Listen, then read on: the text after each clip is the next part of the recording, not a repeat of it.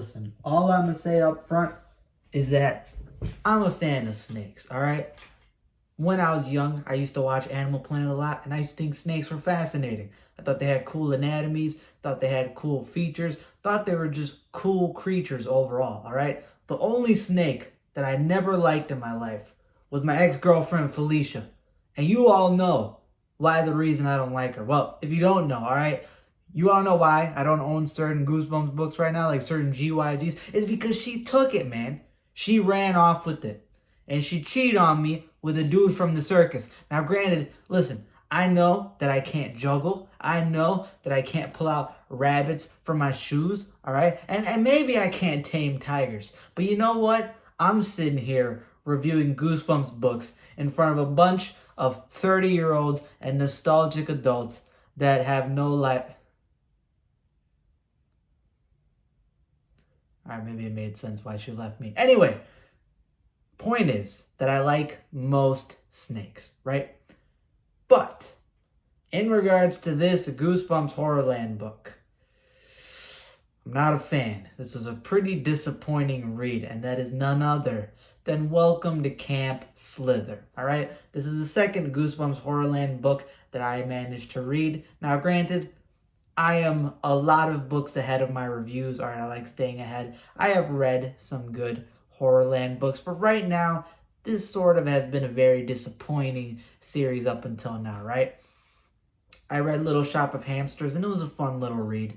And then Camp Slither it had potential, it had setup in the book, and it all gets taken out for a much more goofier route, for a much more crazy route. This is essentially it reminds me a lot of a Hall of Horrors book I read, the first one, which was Night of the Giant Everything. Now, I'm not going to spoil what that review will be, but that book had potential, it had setup, and it takes on a much more goofy approach towards the end of the book. This is like that, except it's sort of on steroids. It's even more goofier and more stupid.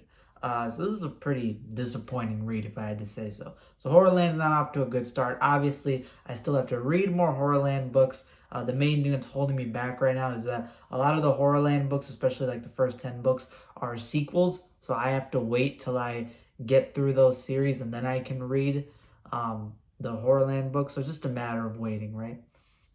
But yeah, this one, let's talk about it first, and then maybe you guys can decide whether or not you should read it. Personally, to me, I'd recommend no. It's not really worth it. If you just want to read all the Goosebumps books, go ahead. But if you feel comfortable in skipping some, this is one you could skip, all right? Because this book was, and the honorary pun, shitty. This is a shitty book, all right? Get the little snake. Anyway, so the plot synopsis to this book is basically there is a pair of siblings named Boone. Yes, his name is Boone. Boone and Heather. Now, Boone and Heather are basically going off to summer camp, and the summer camp is called Camp Hither. Now, as they're on the bus and they're heading towards there, Boone is sitting next to a kid named Roddy.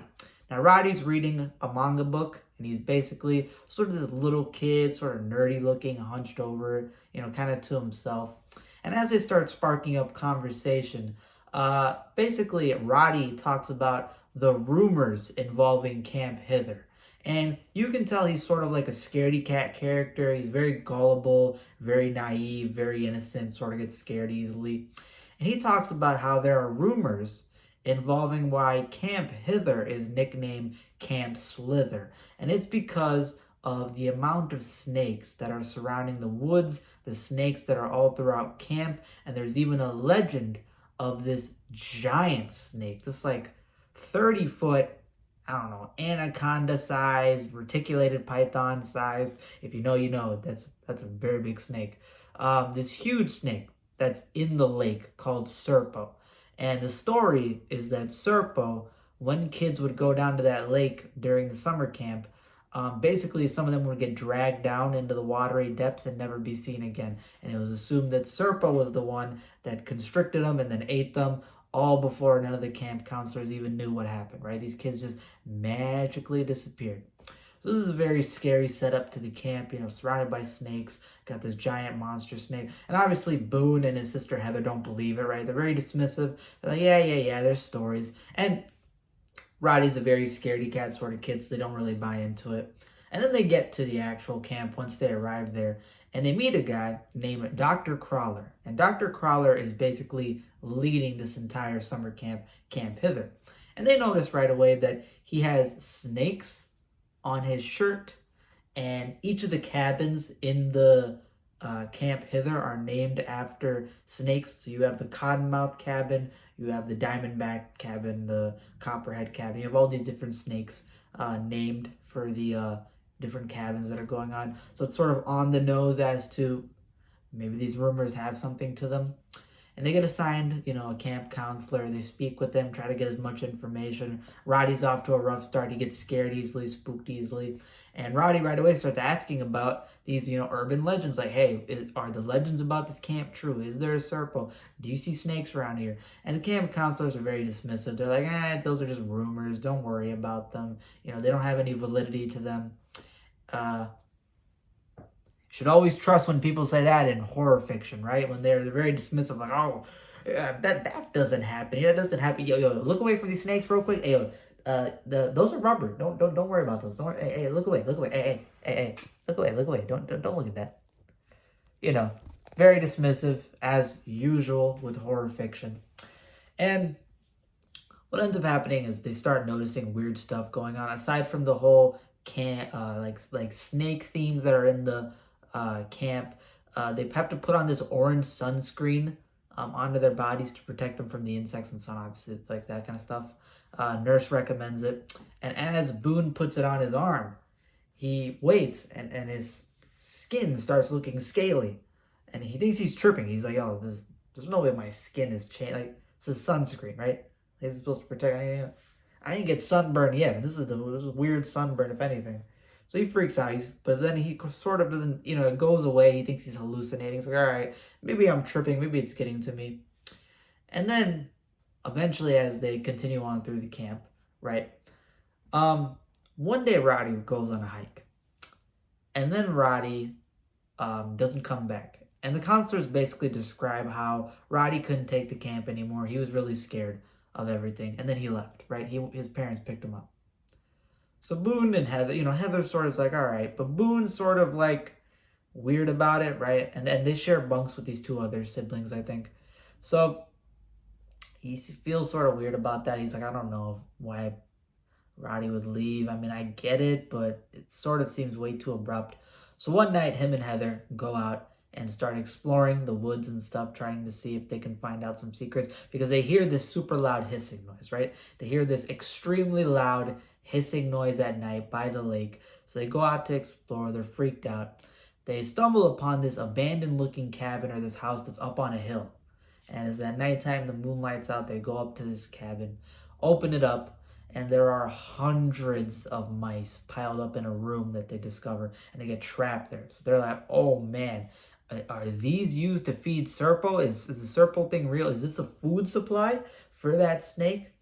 And then they freak out. Eventually, the two kids come and help them out. And then they have this whole thing where one day they try exploring camp again, and they start getting chased by snakes in the night. Like, these snakes are like aggressively chasing after them. And then you eventually get to the climax of the story, which is like, you have all this setup, and then, you know what I mean? It's like when you're out in public and you're like, yo, I gotta go take a shit. And then you go, and then as soon as you go to take that shit and you sit down, it's just a giant wet ass fart. And you're like, God damn, I just wasted all this fucking time trying to go take care of business. And now you just left me disappointed, right?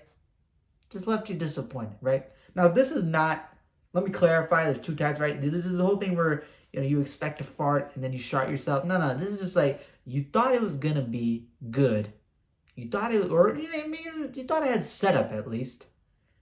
And then you get to it and you're like, why did you go down this much more absurd, over-exaggerated route, right? And then it gets solved. It's very sort of goofy. Again, if you've read Night of the Giant Everything, it's sort of a similar problem to that.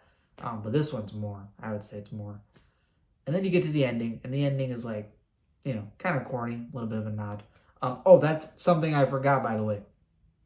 So, let's talk about the weaknesses and strengths of the book. So, the weaknesses to the book. Obviously, how do I feel about this book? I'd probably give it a 5 out of 10. This book has a lot to be desired. It is pretty much a nothing book. It's sort of a bad book. Again, it's a shitty book, you know what I mean? It's sort of a whatever concept. As you're reading the concept, you're like, all right, maybe this is like an urban legend camp thing. Those usually go well in terms of Stein stories. But again, it doesn't go anywhere. The scares are all right. The direction it goes starts getting really, really goofy. And again, the climax sort of derails this whole setup you have. And in fact, there is an urban legend in this book that is talked about nonstop. It seems like a very integral part of the story. And it basically gets shafted. Like, it gets absolutely shafted to the point where it's basically like, it was just there just to be there, right? Like, it doesn't go anywhere. And it's funny because it has all this setup. It was there just to be there. So it doesn't go anywhere. Yeah, the plot to this book is whatever. The scares are okay. It sort of just gets crazy. Another big weakness that I have in this book that I remember just like 30 seconds ago is the writing is so corny. Some of this dialogue is terrible. I don't have the line pulled up, but if you've read this book, you'll know. There's a line where I think they're speaking to the camp counselor, Nathan. He's supposed to be like 18 years old.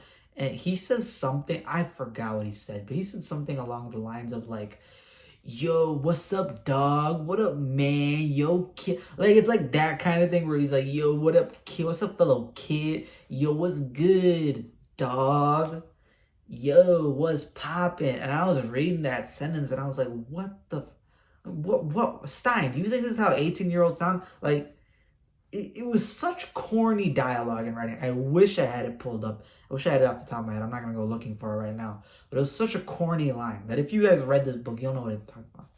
It was so corny. And I was like, yo, Stein, these character traits are so bad. And I'm pretty sure Heather has like really bad dialogue in this book. Like, all right, Roddy's okay. Boone's all right. It's forgettable characters. Heather has really bad dialogue where, okay. Heather's whole thing, I remember now, this stuff's flooding back in my mind. It's been a long time since I read the book. Heather's whole thing is she speaks like her grandma. So whatever her grandma says when they're in the family, she'll be like, oh, dang nabbit. Oh, gosh, darn it. Oh, God, toon, do, dag, toon, no, dag, nabbits. Like, she says random lines like that just because her grandma says it. And I'm like, Stein, you are rotting my gray matter with this. And then you got the whole Nathan thing with, yo, what up, dog? Yo, son. Yo, what up, kid? What's up, fellow teenagers? I'm like, stop, man. Just stop. I had to literally put the book down. And I was like, so this is what I'm gonna read. This is the second book to Horrorland, and this is what you're gonna make me read? Really? There's no one in the corner that I'm looking at right now. At least I hope not. But I'm like, yo, why would I have to read this, man? Why you gotta make me read this, yo? It was such corny writing, such corny dialogue. The plot doesn't go anywhere. Is there any positives to this book? The urban legend had positives, but it didn't go anywhere. So, I don't know what else I can say about this book. I don't want to spoil it. Again, I don't recommend you read it. But if you want to read it, I'm not going to spoil it for you and go any further into it. What is my assessment? Again, I'm going to give it a 5 out of 10 because it had potential, but then it goes, doesn't go anywhere, doesn't take it anywhere. You sort of just left there wishing for more, and you don't end up getting it. And that's pretty much Welcome to Camp Slither, or as I will rename it as the appropriate ranking, 5 out of 10, Welcome to Camp Shitter. There you go. Or shitter if you want the pun, right? That's it for this review. I hope you guys enjoyed. Again, if you like this content, be sure to subscribe to the channel. Be sure to like the video. Be sure to comment down below your own thoughts and opinions. How do you feel about this book? How do you feel about Horrorland in general? I'm sure you guys are much more ahead of me. You probably read all of Horrorland by now. Let me know your thoughts about it. There's other videos down below. Be sure to check them out. And yeah, stay tuned. I have a ton of books episodes and other fiction that I have to catch up on. So stay tuned for all that stuff. And yeah, that's all I have for today. Deuces. It's the last time I ever support snakes, man. Listen, I should have learned after Felicia, all right? I'm still looking for Hocus Pocus horror, all right? Although, granted, I don't think Hocus Pocus horror is supposed to have David Blaine on the cover. I got a bootleg.